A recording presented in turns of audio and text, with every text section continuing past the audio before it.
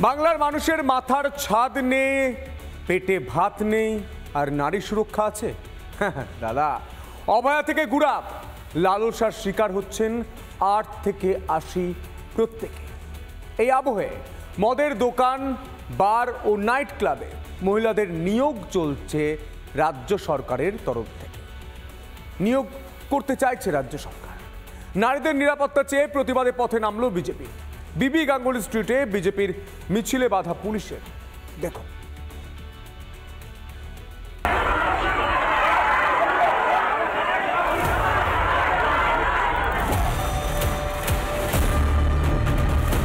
ফের তোলপাড় রাজপথ, নারী নিরাপত্তার দাবিতে ফের স্লোগান পথে বিজেপি।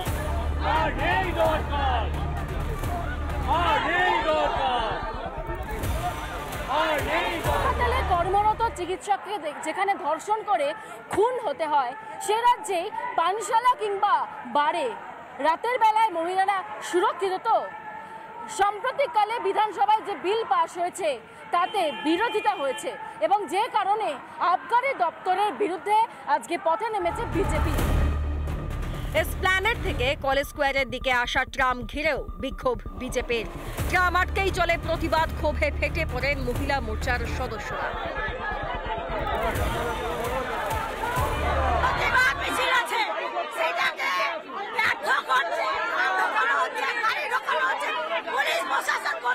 প্রতিবাদ মিছিল, সেই প্রতিবাদ মিছিলে দীর্ঘক্ষণ এই ট্রাম আটকে থাকে।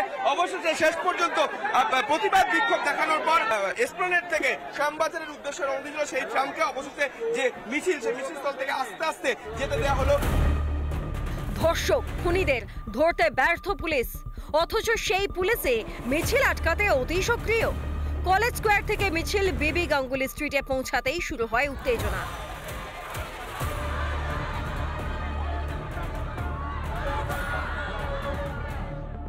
ব্যারিকেড টপকে এগিয়ে যাওয়ার চেষ্টা করে বিজেপি নেতা কর্মীরা, পুলিশের সঙ্গে শুরু হয় ধস্তাধস্তি।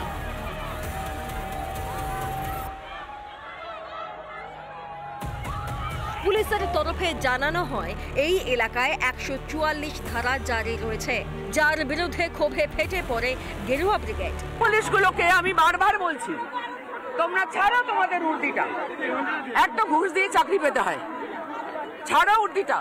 মমতা বন্দ্যোপাধ্যায় যেটা বলছেন, কি বলছেন, যাও বার গিয়ে ডান্স করো, যাও।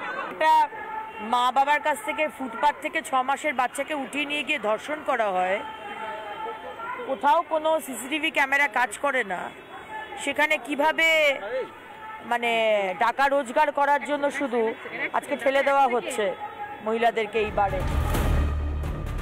এদিন অপরাজিতা বিলেরও বিরোধিতা করতে দেখা যায় সুকান্ত মজুমদারকে। একটা আইন বানিয়েছেন, অপরাজিতা আইন।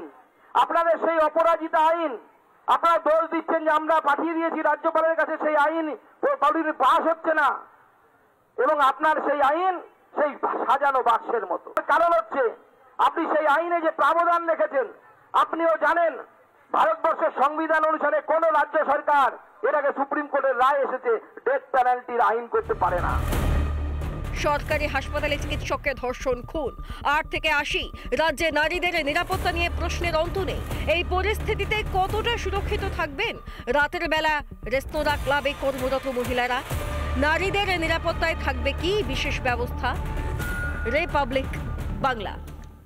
নানা ধরনের কন্টেন্ট দেখার জন্য লাইক করুন, শেয়ার করুন আমাদের ফেসবুক পেজ, সাবস্ক্রাইব করুন আমাদের ইউটিউব চ্যানেল।